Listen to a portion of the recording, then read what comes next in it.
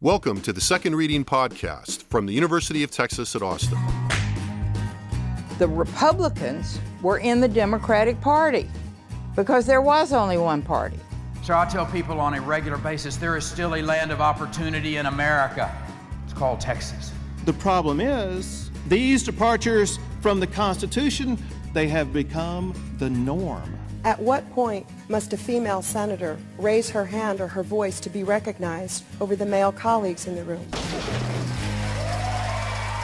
Hello and welcome back to the Second Reading Podcast for the week of July 20th. I'm Jim Henson, Director of the Texas Politics Project at the University of Texas at Austin, and I'm again joined today by Josh Blank, Research Director of the very same Texas Politics Project.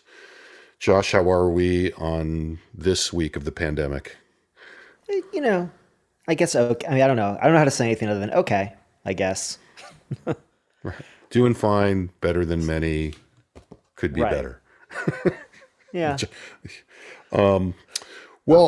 Today we want to talk about partisan politics and the political system a bit more. And this podcast often talks about those things quite a lot, but in the midst of the pandemic and all the unusual circumstances, we haven't really done a ton of that kind of business as usual for the last couple of months, really, since we've been doing this again. It's funny because on the one hand, there's all these things that we'd almost say are non-political, and yet it's almost like everything's political. And so, I mean, the mere politics that we normally talk about has been pushed aside for like the global pandemic, economic crisis, race politics we have been talking about.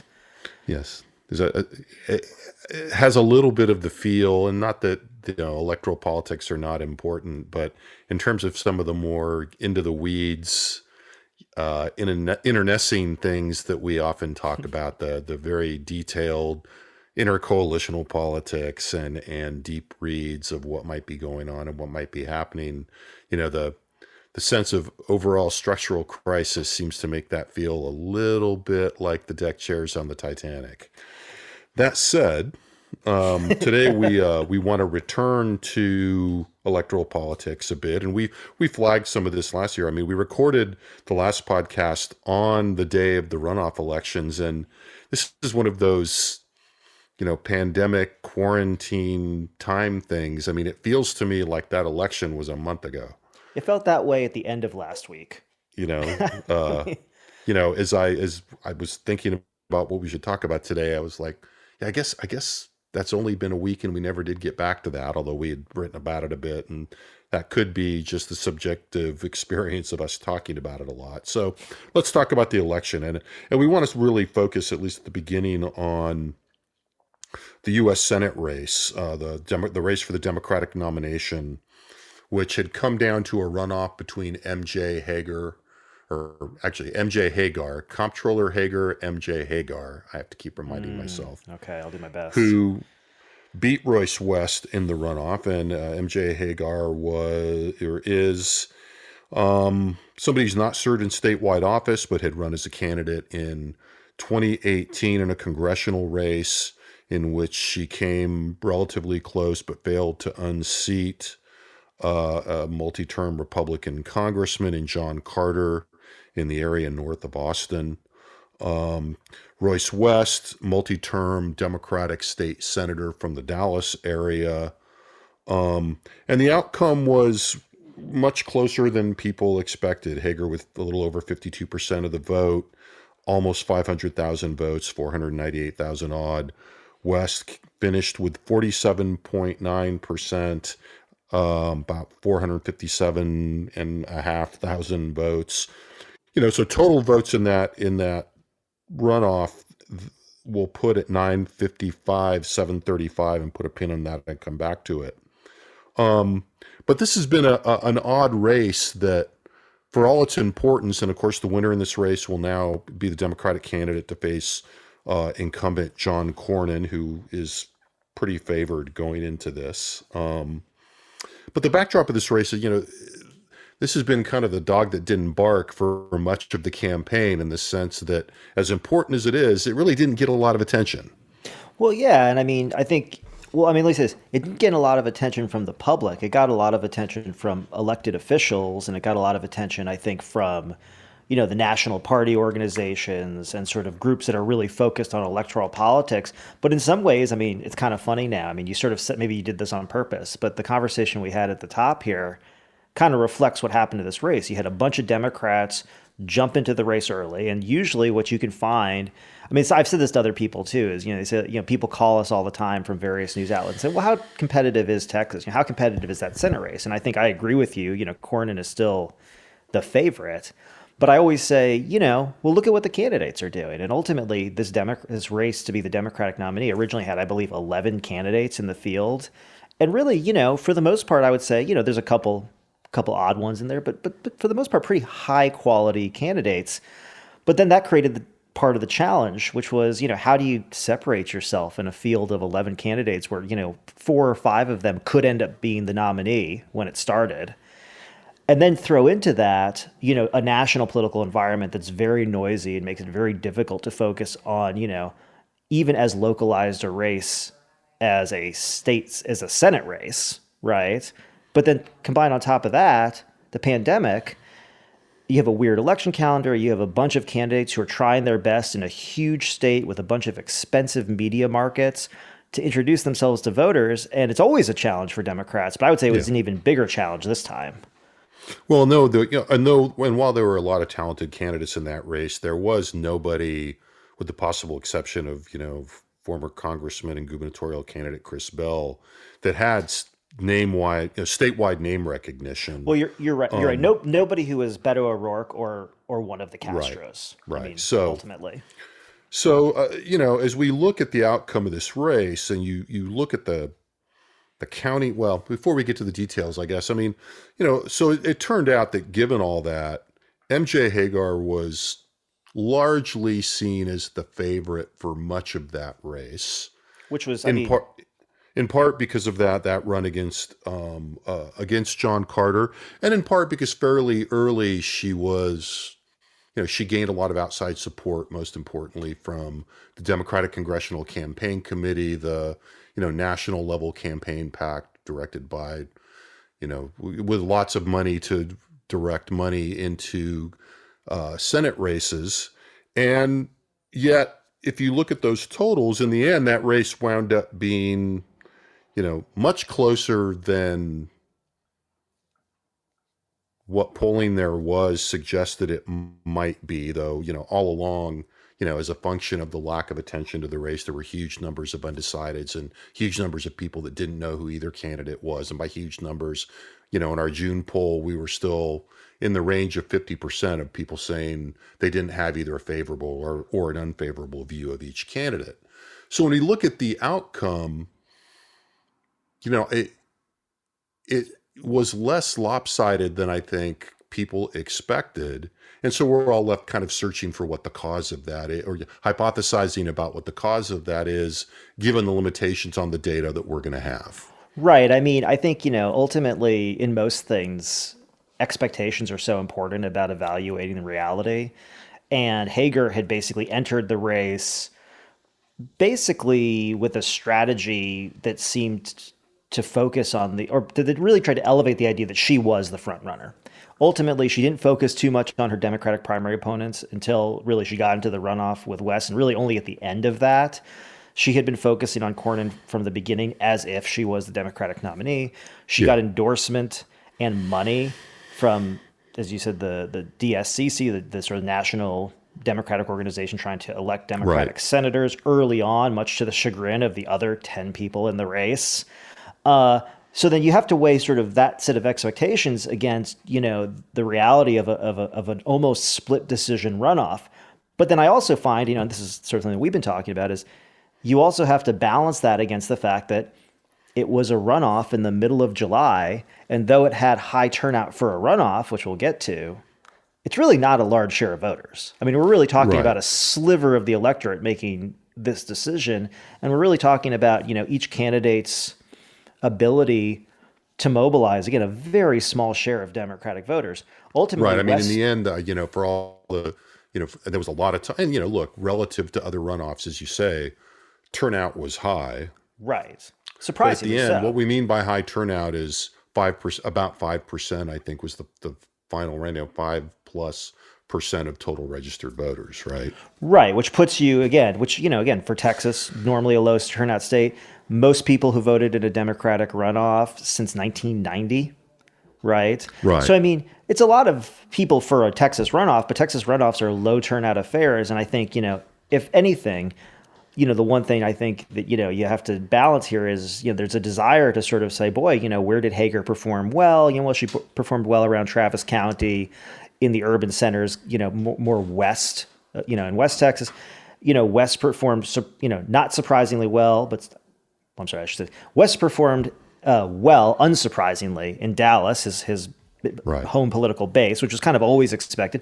But it also performed really well in Harris County, which was a bit of a surprise, I think. For some people. Well, I would disagree with that. I mean, to the extent that I wasn't that. So I actually think that one of the reasons he didn't do better was that he didn't perform better in Harris County. I mean, he won relatively narrowly, but if you look at the, and this gets to, one of the things that's interesting about this race and points to some of the, the underlying kind of structural factors brewing in the electorate at large, and particularly in the Democratic Party, is that if you look at a county level map, West did best in the counties, by and large, with larger black populations, even allowing for the fact that he was going to do well in North Texas and the DFW area where he's more well-known. He has a political base. He has access to political machinery, all of those things. But it's really striking to see, if you look at the map of, just who won what counties, it's just a swath of North and East Texas makes up the vast majority of where West won and got most of his votes. And I think, there's still kind of an open question to me, that, we'll see about just how the rest of the Democratic Party shook out. I mean, a lot of attention to the fact that, Hagar won the counties where there's the most attention, from both the outside and in the internal politics of the Democratic Party. And that is, she won all of the majority, most of the majority Latino counties, or the Latino counties are the largest numbers of the counties are the largest numbers of Latinos. But like, what were white liberals really thinking here in terms of how they digested Hagar's image, the way that she deployed her, military veteran, white mom image. Right. And I think there are some sensitive but very important questions that are lurking there as we watch this campaign go forward. And it began to surface at the end of the campaign, in that final half hour, or maybe it wasn't the final, but the final televised, I think, half-hour debate that West and Hagar did. They got the most out of that half hour because they aired out the negative images of the other. And, one of those points that West raised was that Hagar had voted in the 2016 Republican primary, and she never did really give an answer to that very well, to my mind. Right. I mean, other than some convoluted, it was a protest vote for Carly Fiorina, which really kind of doesn't make any sense. But at any rate, that is kind of brewing here. And I think the question is, or one of the questions is, Hagar presented as one of a kind of ideal model of candidate that was very prominent in the 2018 election. That is non-political professional, military background, Moderate. Female, Ish. white, mom. Yeah. And that, was, kind of a very popular model, shall we say, in 2018, particularly for running in competitive transitional districts or districts like the Carter district, states theoretically like Texas.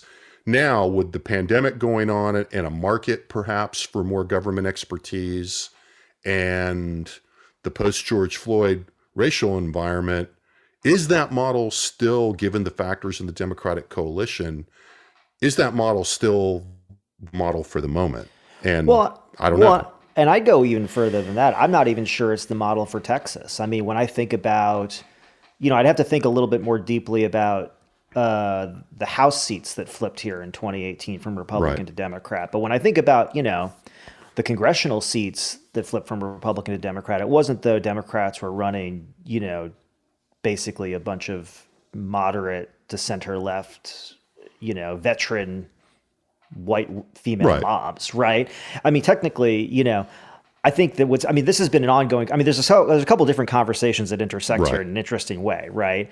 I mean, one, this lines up with the Democratic choice for the presidential nominee. There's a question going into the Democratic primary here in Texas, Right. the original one about, essentially, does Texas become more competitive with someone like a Joe Biden at the head of the ticket or someone like a Bernie Sanders? And that's purely based on ideology, and it does dovetail with what you're saying here, a desire for a more robust government response versus this idea of, can you attract away basically moderate white voters from the Republican Party to make Yeah. the Democratic Party more competitive in Texas? But this dovetails again, I think, with an ongoing conversation about what is the path that the Democrats follow to get out of the political wilderness here, by which I mean they haven't won a statewide race in over 20 years.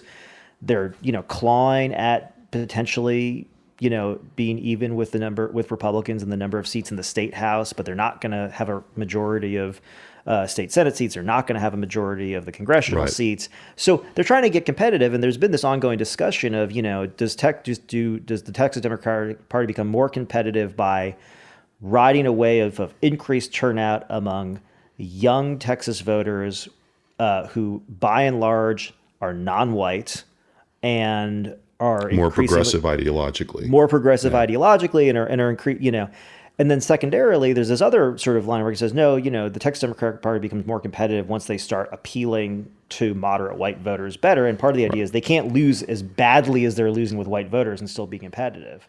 Well, and again, this is a conversation that's been going on in Texas for, a very long time. Probably, it commenced almost the moment that the Democrats sort of lost, their hold on the state, and has been ongoing. But, how does that discussion match the shifts in the underlying terrain? So let's talk a little bit about that. I mean, all of these are questions then that apply not just to the, to the West Hagar, or to the Hagar Cornyn race, or even to all those congressional races. They're the backdrop for that. But also this larger question of just how competitive is Texas is really kind of, Right. this is kind of the how you sustain that competition, or the conversation we're having so far. But I mean, let's talk a little bit before we go about what the terrain looks like. I mean, obviously the most national interest is in the presidential race. Right. As we see a, national trend line in which Biden seems to be leading fairly consistently, if I think, probably in both our views deceptively, in national polling. Right. But there's also been attention to, polling in the state that shows that race, let's put it that way, a single digit race, and with Trump leading most polls other than, what I would consider an outlier here and there. Mm-hmm. How do you, I mean, so the question I think is, what is one's expectation of the presidential race, and how would we know at this point? And, I think, one point is that, you're not going to know at this point, right? Well, you can't. I mean, I think in assessing Texas's competitiveness, there's two sides to that coin. I mean, there's no doubt that Texas has become more competitive over time as the electoral results at the top of the ticket have gotten tighter. We saw Greg Abbott beat Wendy Davis by about 20 points in 2014. We saw Donald Trump beat Hillary Clinton by about 9 points in 2016. We saw Ted Cruz beat Beto O'Rourke by about 2.5 points in 2018. Now, does this mean we're on, basically a march towards Democratic victories in Texas? No, but I think it would be hard to look at those results, look at the congressional results, look at what happened in the state house in 2018 and say Texas isn't more competitive than it was 5 or 6 years ago. But in terms of answering this question about whether Texas is going to be competitive in the 2020 presidential election, I think you really have to look to see whether the candidates themselves perceive it that way. And if they perceive it as worth spending money and their time in over other states, or in addition to other states that are generally considered, essential to clinching the nomination, states like North Carolina, Pennsylvania, Virginia, Michigan, Ohio, Wisconsin. So ultimately, presidential contests are really fought out over a handful of states, and Texas hasn't really, I don't think they've moved into that column yet, both because, one, Democrats haven't had that really much success here statewide to speak of, except for doing less bad, but also it's a really expensive proposition. And unless Right, both multiple candidates, media markets, lots of things, lots of places you have to spend money. So I think that's unless right. Biden's going to decide to do that, I just don't. I wouldn't say they're ceding Texas to Donald Trump, but I think there are probably other states that they would start adding before they'd add Texas. And I think the footnote to that is that every time a Democratic campaign invests anything in Texas for this cycle, really for the last couple of cycles, it's almost worth it to them to do, some low six-figure ad buy or investment, because it generates this big discussion, this big media discussion. And, the idea is probably to try to at least bait the other side into making sure that they, the Republicans, into making sure that they continue to spend money. And so, there's a sub-tactical level as people watch what's going on there. And I think, as long as the press falls for that, or some big faction of the political press falls for that and headlines the buys, Democratic campaigns will continue to do that, as long as it fits into that strategy. And I think one of the interesting things here is how, even if we stay on the line of that you sketched out of, where the vote totals sort of keep going down, and there's, the top of the ballot margin continues to shrink. Two things about that. One is that there are cross currents there, that the same year that Ted Cruz won by 2.5 points over Beto O'Rourke, Greg Abbott won by 14. Now, there was some bleeding out below him in some of those races where people that were used to winning by double figures, won by only single figures. But there's a lot of mixture there. But I think, then if we think, though, about the linkage, without making big assumptions about coattails, but making some extrapolations about what it means for turnout, if a Democrat was to if Joe Biden, is to make it specific, is to lose, say he loses by somewhere between the O'Rourke margin of 2.5 and the Clinton margin of 8.5, which I think is pretty plausible at this point. I would be. I'd be happy to. I'd say 5. Yeah, if you're in there, but if take your 5, split the difference, I think you kind of have to assume, and I think the people looking at this right now, and again, it's just prognosticating right now, but, you're not just making it up. If you look at, the kind of candidates that came out of the runoffs, if you look at what the campaign finance patterns look like, if you look at, the competitive districts in the state at the legislative and congressional district, and it's like, Jeff Blaylock has been doing this, others, Blaylock runs a website called service called Texas Election Source. It's plausible. I think you're seeing a general sense that even if the margin shrinks like that at the presidential level, you'll see another cycle with Democratic gains, and, whether that's some kind of an earthquake or not, I kind of doubt it, but I also think there's still a lot of water to flow under the bridge before we actually get to the election. And so, but I think, that is the nuance of thinking about Texas being more competitive. I think that, if you focus on one level or, one set of races, you kind of miss the overall systemic evolution that's going on here. Yeah, and I would say it goes both ways. I think in 2018 there was a bit of a rush to to sort of crown O'Rourke with all the success that Democrats enjoyed in that race. And again, relative to past failures, but that included, picking up a number of state house seats, picking up some congressional seats, again, decreasing the margin by which Republicans won really at various levels on the ballot. I always, feel like, but there are other aspects. You're not going to say something bad about Beto O'Rourke, are you? No. Okay. I don't want I don't need the hate mail. I shouldn't say bad. Less than adoring. You're not going to say something less than adoring about Beto O'Rourke, are you? I was going to say I've said more than enough things less than adoring about Beto O'Rourke at this point. So that's not the point of this. But I mean, the point I wanted to make was, Beto was a really strong candidate. I think, you brought up the Greg Abbott margin against Lupe Valdez, and you can see what difference a well-resourced, really honestly, like a high-quality candidate, can do relative to someone who really, probably shouldn't have been running statewide, to be fair.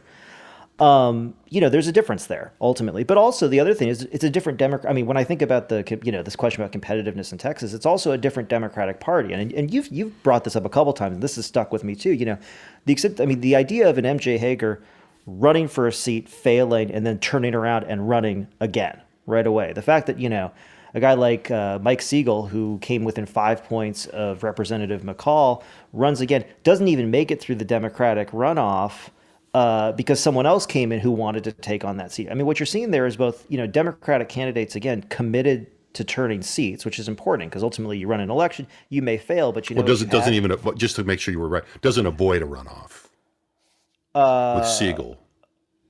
Well, no, Pritesh Gandhi was in the runoff and then beat Siegel in the runoff. He doesn't avoid the runoff, but then Pritesh Gandhi won the runoff, right? And now he's running against McCall, I believe. You can check that.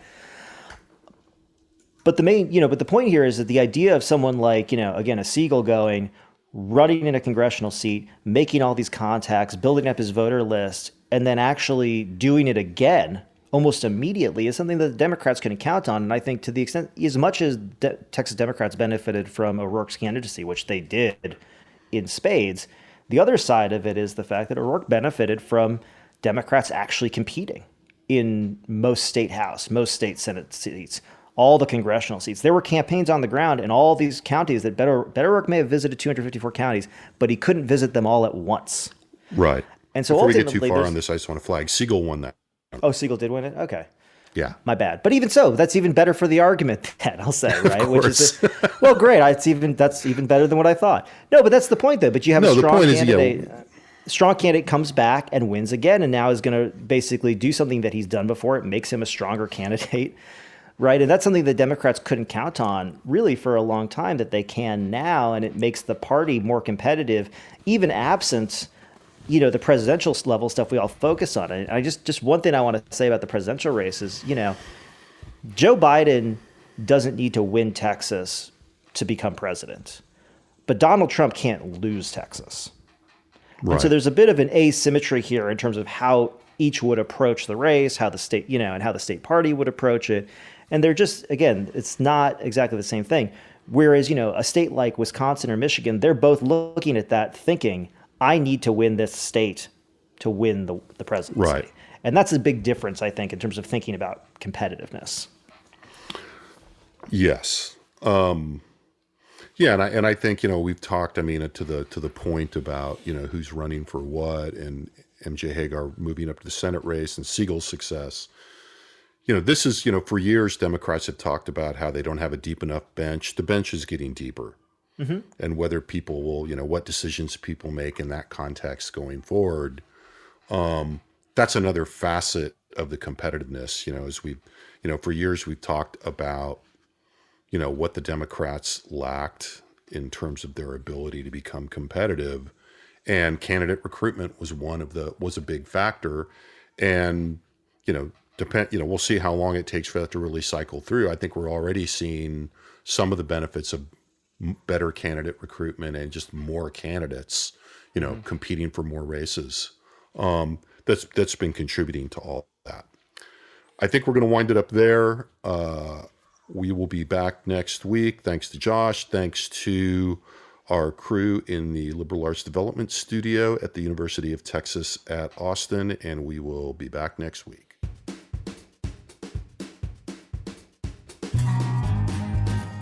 The Second Reading Podcast is a production of the Texas Politics Project at the University of Texas at Austin.